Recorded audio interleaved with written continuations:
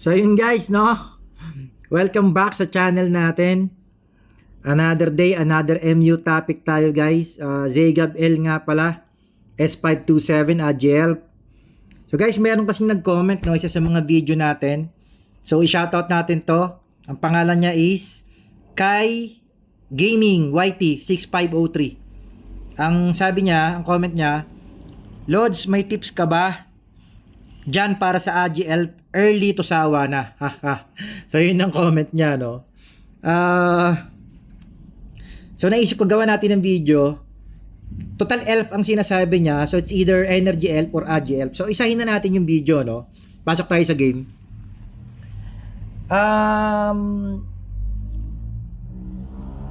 Pagsabayin na natin, no? Yung Energy ELF tsaka AG ELF. Okay? Kung ang question niya ay kung ang comment niya is tungkol sa ELF early to sawa. So ang ibig niya siguro sabihin early game hanggang late game, no? Kung okay ba yung ELF. Okay, so himayin natin, guys, no? Unang-una, para sa akin, yung ELF, kung Energy ELF ang tinutukoy, pwede sa F2P. Maaari, no? Sa F2P, bakit? Kasi, yung Energy ELF kasi, usually, ginagamit talaga siya ng mga player na gusto ng buffer, sariling buffer sa account nila. Guild buffer, self buffer. So actually, yung Energy ELF, parang madalas ginagamit siya as second account to support ng main account nila. Although meron din naman naglalaro na main nila yung Energy ELF. Okay? Pero ang nangyayari in the end, kunyari main nila yung Energy ELF, gumagawa rin sila ng panibagong account para maging main nila. So ginagawa pa rin nilang buffer yung Energy ELF nila. Bakit?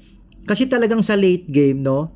Mahihirapan ka talaga kung ang habol mo PvP, kahit na PvE, no? Or sa war, support.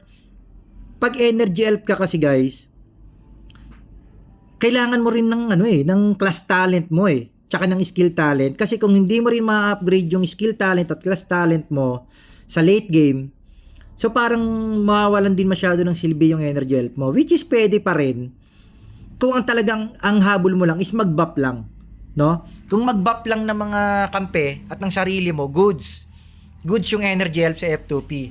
Pero kung ilalaban mo siya ng 3v3, PK, 1v1, war, no? Sa War of Gods, na siya yung gagamitin mo mismo, yung mismong account mo na Energy ELF ang gagamitin mo, tapos F2P ko lang, hindi mo ma-upgrade yung mga class talent at skill talent mo, tingin ko ekis yun. No? Again, no, ulitin ko, no? Maaari sigurong Energy ELF pang F2P kung talagang ipangbabap mo lang siya sa mga kampe mo. Para sa akin, no? Kasi guys, maniwala kasi hindi biro mag-upgrade ng class talent at saka ng skill talent. Kahit sino nangangayaw doon. Kasi medyo mabigat talaga siya i-upgrade. Okay? So yun yung Energy ELF. Lalo na siguro kung AG ELF, no? Lalong hindi bagay, no? Para sa akin, yung AG ELF talaga, guys. Hindi talaga babagay kapag F2P ka talaga. Promise. Mahihirapan ka. Bakit? Unang-una, guys, yung stats na lang ng AG ELF, no? Kung titingnan nyo, guys, yung stats natin, no? Kita nyo yung STR ko, 586 lang. Pero yung physical attack ko umabot ng 10,548. Alam niyo ba guys na yung attack ko na yun, hindi nanggagaling sa STR yan. No? Walang galing actually dyan sa STR. Kapiranggot lang yun ang galing dyan sa STR. Saan ako nakakakuha ng attack? Isa-isain natin. No? Saan ka pwedeng makakuha ng attack? Unang-una sa weapon, of course, sa gear mo. Pangalawa, sa accessories. Ito, pakita natin ha. Saan ka nakakuha ng attack? Sa weapon. Ayun, no? May attack yung weapon, di ba? So, dalawa yung weapon natin, kaliwat kanan, doon ka nakakuha ng physical attack, 1570, dalawa. Oh, di ba? So, nasa, 3K na siya may get. Accessories. Ayan, no? Yung pendant natin, saka sa ring. Ayun, no? Physical attack kasi ring. Ito kasing earrings, depth yan. So, hindi ka kukuha ng attack dyan, okay? Ngayon, saan pa? Sa boost, no? Sa boost ng mga tawag rito sa boost, yung Jewel of Life, no, na pinang-boost nyo ng attack. Nakikita nyo yung mga kulay green dyan na plus 13, plus 10, plus 14 yan, yung mga plus 10 dyan na kulay green. Jewel of Light yan, dyan din kumukuha ng attack. Okay? Saan pa yung plus ng weapon? Tulad yan, plus 34 to. Dumadagdag din sa attack natin yan. Ayan, no? Attack enhancement, 115 to 193. Attack boost, 38 to 64. Okay? So, dun kumukuha ng attack yung AGL. So guys, hindi madaling mag-level up ng gears, no? Hindi madaling mag-level up ng gears, lalo na mag-boost ng Jewel of Life kasi may basag to. No? Tingnan mo guys, hanggang ngayon level 560 na tayo mahigit. Ang level pa rin natin, level 34 lang yung pinakamataas natin, iisang weapon. No? Karamihan 30. Tapos yung boost natin, hanggang 14 pa lang yung pinakamataas natin, kadalasan plus 10 lang. 'Di ba? So ganun siya kahirap. So hindi talaga siya madaling kumuha ng physical attack. Okay? So saan pa nanggagaling tong attack natin? Itong attack natin na to na 10,500 dahil wala naman tayong attack, 'di ba? Kasi wala naman tayong STR. Saan pa siya nanggagaling? Fluorite. Fluorite natin guys, kita nyo. Ang fluorite natin guys, kahit pa parang di basta-basta. So ang fluorite natin, ice level 12. Dalawa. Okay, bakit dalawa? Pinaliwanag ko dati sa dati kong video kasi kinuha natin yung passive ng ice na when attack, there's a 5% chance of triggering 10% attack bonus. So yun lang yung dahilan kung bakit ako nagdalawang ice na level 12 para kunin yung passive niya. Okay? Ano pa? Meron tayong fire level 12 din. Ayan, fire level 12. Hindi lang yan ang fire natin. Meron pa tayong dito sa kabilang weapon. Okay? Tapos dito sa boots. Tapos yung iba natin na fluorite, wind na to for defense naman. Okay? So doon natin nakuha yung attack natin. So guys, yung fluorite hindi basta-basta mag level 12. No? Kung F2P ka guys, hindi ganun kadaling mag level 12 ng fluorite, lalo na kung ice ang build mo. Napakamahal ng ice guys. Meron nagbebenta pa rin ng ice naman na 2925 LP, pero kadalasan wala na nagbebenta ng ganun. Napakakunti na lang yung nagbebenta ng 2925. Tapos napakarami nyo pang kaagaw doon sa ice na yon na 2925. Karamihan ng ice nasa 3,500, 4,000, 5,000. Yung ibang ice bumibili minsan level 9 lang, 2M, ganun na siya ka-OP, no? Yung ice. Yung fire pwede. So yung fire, marami nagbebenta ng LP. Ang pinakamurang LP na level 12, magkano? 5,990,440 yata. O, basta nasa ganun, less than 6M. Pero 6M pa rin yun, guys. So, isang level 12. O, kung ilang level 12 ang bubuin mo. 'Di ba? So, ganun kahirap bumuo ng attack. So, kaya yung current level natin, STR natin 586, pero meron tayong 10,548. Gawa ng meron tayong mga level 12 na fluorite, yung gears natin, no, T13, tapos meron pang mga gears, ay meron pang mga set, no, na nagdadagdag ng attack. Gaya nitong mga set na to, guys. So, ito, yung Archangel Hell, mayroon siyang physical attack, di ba? Ayan, iba-ibang set, hindi lang Archangel, itong Praedia, meron ding attack. Yung Glorious, meron ding attack. Yung Fryer, meron ding attack. So yung mga yan guys, hindi basta-basta nakukuha ng mga F2P, no? Yung prior set lang guys, mahirap buuin yun kung F2P ka. Gaya ng pinaliwanag natin sa mga dati na nating video, no? So, para sagutin lang yung tanong niya na kung pang early game ba yung AGL, may enjoy ba yung AGF sa early game hanggang late game? Guys, kung F2P ka, hindi. No talaga, big no, no? So, ako na nagsasabi guys, kung F2P ka at ELF ang naisip mong gamitin, X, no? Napaka-X ng AGL for F2P. Bakit? Kasi kailangan yung i-upgrade tong class talent. Unang-una, no? Ano ba yung A-game skill ng AGL? Poison Arrow. Ito talaga pinaka A-game yung skill, no? Yung class talent ng Poison Arrow, kailangan yung ma-open. Ano yung sumunod? Yung dodge. Ayan. So, ayan o guys o. Dodge. Na requirement ng level nyo, napakataas bago nyo makuha. Tapos, ang pinakamasakit, skill talent. Ayan guys o. Kailangan yung i-max tong poison arrow skill talent nyo para makuha nyo tong option na to. Na while poison arrow is in effect, increases the target damage taken. Napakalakas nito guys. No, pinalalambot nito yung mga makukunat. Tsaka tong pangalawang skill. Magkakaroon ng negative defense 30% yung mapo-poison arrow nyo. Ang pag-a-ups nitong skill talent guys, 100 dias per itong kung i-upgrade nyo. Skill talent.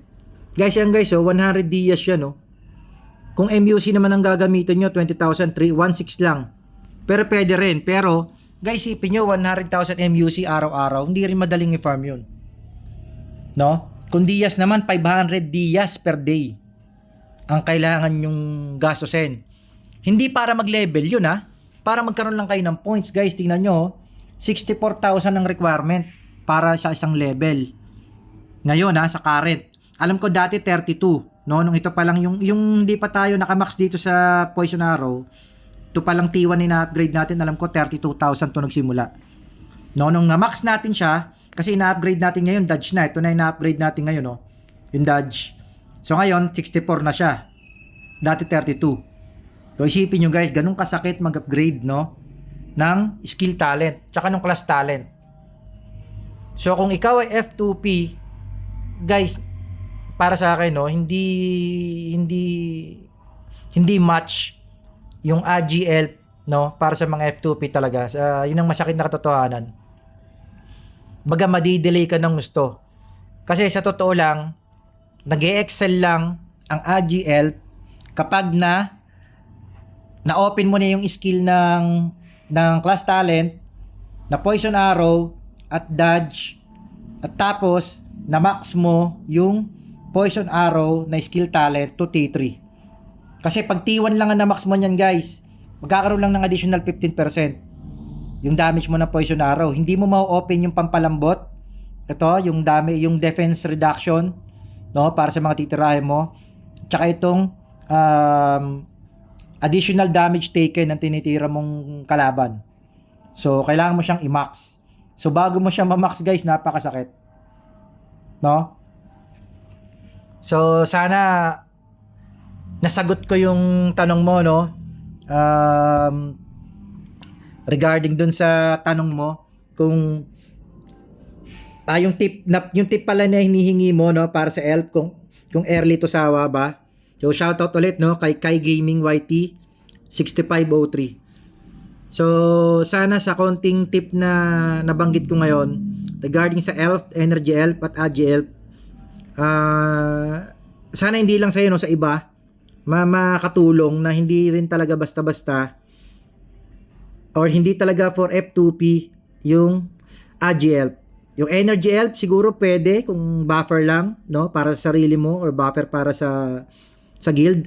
Actually, medyo mahirap din i-level 7 yung attack tsaka depth, Napakalaki rin nung kailangan mo, Ang depth natin, level 3 lang to guys, level 4.